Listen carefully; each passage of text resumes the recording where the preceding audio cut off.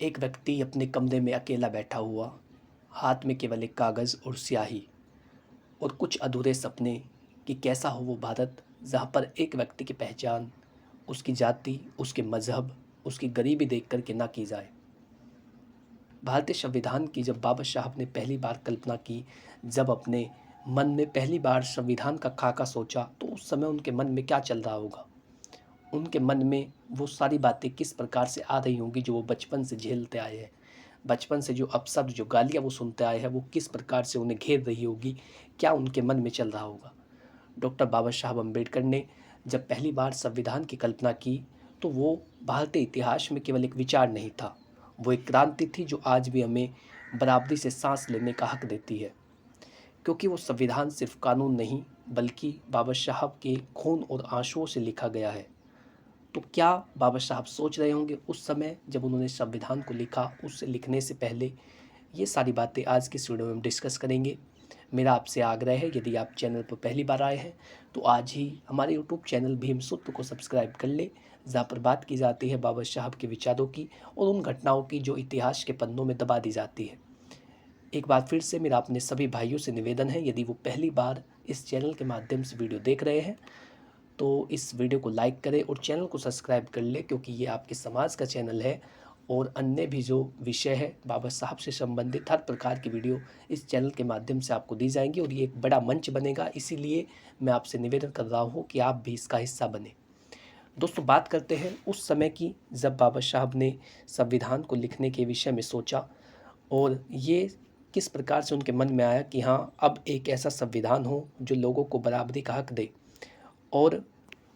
जो लोग भारत में रह रहे हैं, चाहे वो निम्न वर्ग के हों या फिर गरीब वर्ग के हों, उन्हें भी सम्मान से जीने का हक दिया जाए। यानी आज हम जो ज़िंदगी जी रहे हैं वो उन्हीं की बदौलत जी रहे हैं। उसी रात उनके मन में एक विचार जन्मा, एक ऐसा संविधान बनाना होगा जो सिर्फ सत्ता की भाषा ना बोले, बल्कि आम आदमी की आवाज़ बने। यानी जो व्यक्ति है वो केवल नेताओं के लिए संविधान नहीं बनना है, जो संविधान बनेगा वो आम आदमियों के लिए बनेगा। क्योंकि उन्हें पता था कि आज़ादी तो मिल गई, पर बराबरी का हक अभी बाकी है। आज़ादी मिल चुकी थी, अंग्रेज़ों ने देश छोड़ दिया था, समस्त भारत को आज़ादी मिल गई थी, लेकिन उसके बाद भी बाबा साहब के मन में ये विचार था कि अभी आज़ादी तो मिल गई है, लेकिन बराबरी का हक नहीं मिला। आज भी ऐसा है कि मंदिर में जाते ही मंदिर अपवित्र माना जाता है, मैं उस समय की बात कर रहा हूँ, और स्कूल में जाने से पहले झाड़ू पकड़ा दी जाती है। तो इस प्रकार की घटनाएं ना हो, इसीलिए उनके मन में ये प्रश्न चल रहे थे कि आज़ादी तो मिल गई है, लेकिन अभी बराबरी का हक नहीं मिला है। वो जान गए थे कि अगर उन्होंने अभी कुछ नहीं किया तो ये आज़ादी भी कुछ लोगों की जागीर बन जाएगी। बाबा साहब को ये पता था कि यदि आज मैंने कोई कदम नहीं उठाया तो ये जो आज़ादी मिली है इतने प्रयासों के बावजूद, ये केवल कुछ लोगों की रह जाएगी और फिर जो निम्न वर्ग है, जो गरीब है, जो दलित है, उनको इसी प्रकार से रखा जाएगा जैसे वो गुलामी में जी रहे हो। तो उनके मन में ये बात आ चुकी थी। उनके मन में पहला सवाल यही उठा कि कैसा हो वो भारत जहाँ इंसान की पहचान उसकी जात नहीं बल्कि उसका कर्म हो। यानी उस समय जो उसकी पहचान है वो केवल जाति देख करके की जाती और अन्य कोई कार्य है वो भी नहीं करने दिया जाता, केवल वही कार्य कर सकते थे जो एक जाति के लिए निर्धारित हो। तो इन सभी चीज़ों को ख़त्म करने के लिए सबसे पहला प्रश्न बाबा साहब के मन में ये आया कि कैसा हो वो भारत जहाँ पर एक व्यक्ति की पहचान उसकी जाति से नहीं बल्कि उसके कर्मों से हो। यानी आप आज जो पढ़ाई कर रहे हैं, आप उसी के अनुसार किसी भी कंपनी में जा सकते हैं, उस फील्ड से जुड़ी जो अन्य व्यापार है, अन्य व्यवसाय है, आप उनमें जा सकते हैं। लेकिन पहले ऐसा नहीं था, पहले तो पढ़ाई का ही हक नहीं था। बाबा साहब पहले व्यक्ति थे जिन्होंने अपने गांव में 5वीं कक्षा पास की थी। तो इस प्रकार की स्थितियां थी और उनके मन में पहला सवाल यही आया कि कैसा वो भारत हो, कैसा मैं वो भारत बनाऊं जहां पर एक व्यक्ति की पहचान उसकी जाति से नहीं बल्कि उसके कर्मों के आधार पर हो। किस प्रकार के कर्म वो कर रहा है उसके आधार पर उस व्यक्ति की पहचान हो, केवल जाति मात्र के आधार पर हम ये ना कहें कि ये व्यक्ति ये आदमी है। तो इस प्रकार की घटनाएं ना हो, सबसे पहला प्रश्न बाबा साहब के मन में ये आया। उन्होंने सोचा कैसा हो वो समाज जहाँ किसी बच्चे को इसलिए स्कूल से बाहर ना निकाल दिया जाए क्योंकि वो अछूत है। यानी पहले कैसा होता था, यदि पता चले कि अछूत का बच्चा है तो उसको बाहर निकाल दिया जाता और फिर स्कूल की साफ़ सफाई की जाती। तो ऐसी घटनाएं ना हो, क्योंकि बाबा साहब को पता था, वो शुरुआत से झेलते आए, वो बचपन से, जब से उन्होंने जन्म लिया और अंत तक के उस अत्याचार को सहा, उस अन्याय को सहा, और इसीलिए उनके मन में ये सब चीज़ें चल रही थी, ये उन्हें घेर रही थी कि कैसे आप वो बदलाव कर सकते हैं, और नियति आपको चुन रही है कि आप अपने समाज को बदल दें। ये सब चीज़ें उनके मन में चल रही थी कि कैसे मैं ऐसा कानून बनाऊँ, ऐसा संविधान बनाऊँ, ताकि वो उन लोगों को भी हक दे, बराबरी का हक दे, जो वर्षों से, जो सदियों से अत्याचार झेलते आए हैं, जो अन्याय झेलते आए हैं, जिनको इंसान समझे जाने में सदियां लगी है।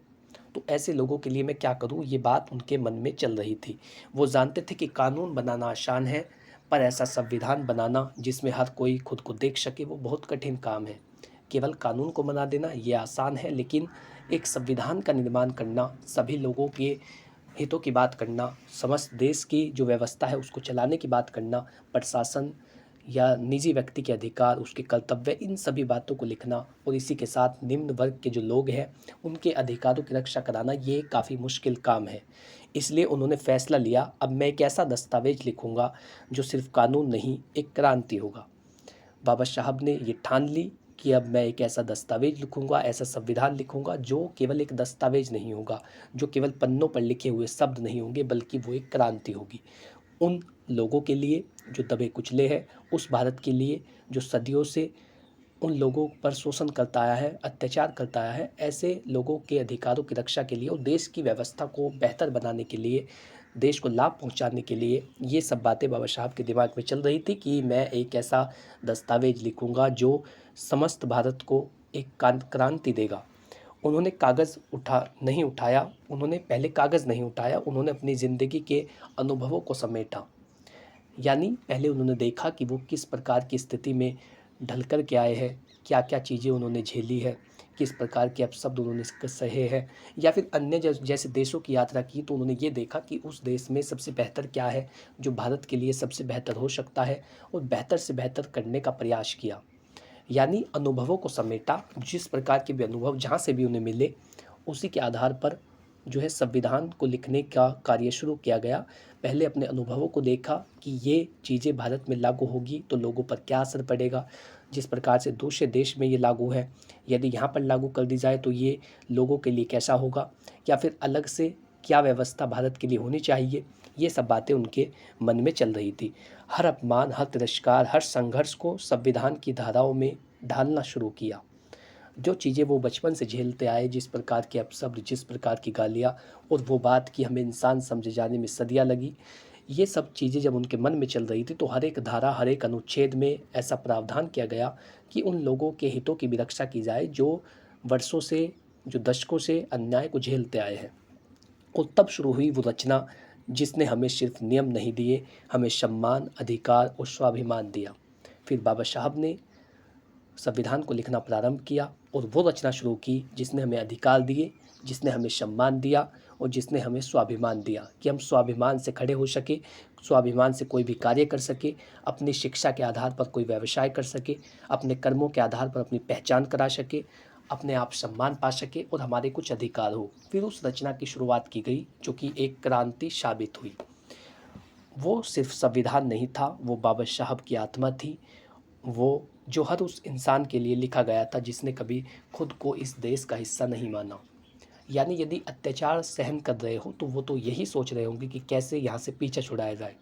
तो ऐसे लोग जो ये सोच रहे थे कि हम इस देश के निवासी नहीं हैं, किस प्रकार से यहाँ से हमारा पीछा छूटेगा, उन सभी लोगों के लिए ये क्रांति बना, और एक ऐसी रचना की स्थापना की गई, एक ऐसी रचना तैयार हुई जिसने हमें सम्मान, अधिकार और वो सब चीज़ें जी जो आज हम जी रहे हैं। तो इस प्रकार से बाबा साहब के मन में संविधान की कल्पना आने से लेकर के अंत तक की प्रक्रिया हुई। वो हमेशा इसी बात को झेलते रहे कि बचपन से किस प्रकार का दुर्व्यवहार, किस प्रकार का अपमान मैं झेलता आया हूँ, और कैसे इसको अनुच्छेदों में, किस प्रकार से इसको धाराओं में ढाला जाए ताकि समस्त भारत की व्यवस्था बेहतर ढंग से चल सके, और देश को तरक्की की राह पर किस प्रकार से लेकर के जाया जा सकता है, चाहे वो अर्थव्यवस्था के मामले में हो, सामाजिक मामले में हो, एक व्यक्ति के अधिकार हो, एक व्यक्ति के कर्तव्य हो, सभी चीज़ों को बहुत ही व्यवस्थित तरीके से लिखा गया, और तब जा कर के भारतीय संविधान विश्व का सबसे बड़ा लिखित संविधान बना, जिसमें बाबा साहब के अनुभव समेटे गए, उनकी वो ज़िंदगी जो उन्होंने अपने अनुभवों को लेने में खर्च कर दी, वो सभी बातें संविधान में लिख दी गई। तो इस प्रकार से संविधान का निर्माण किया गया और आपको वो अधिकार दिया गया कि आप इंसान समझे जाने के लायक हैं। आशा करता हूँ कि ये जानकारी आपको अच्छी लगी। वीडियो देख कर के आपको कैसा लगा कमेंट बॉक्स में बताइए। और यदि आपका इससे संबंधित कोई सवाल हो, आप अपने छोटे भाई को कुछ सलाह देना चाहते हो, आप कुछ सुझाव देना चाहते हो, आप चाहते हैं किसी अन्य विषय पर वीडियो बनाई जाए, तो उसके लिए आप कमेंट लिख सकते हैं। वीडियो को लाइक करें और भीम सूत्र से जुड़िए, जहाँ पर बात की जाएगी आपके अधिकारों की और बाबा साहब के सपनों की, कि किस प्रकार से उन्होंने हमारे समाज को राह दी और किस प्रकार से आज हम उनकी बदौलत ज़िंदगी को जी रहे हैं। तो जय भीम, जय भारत।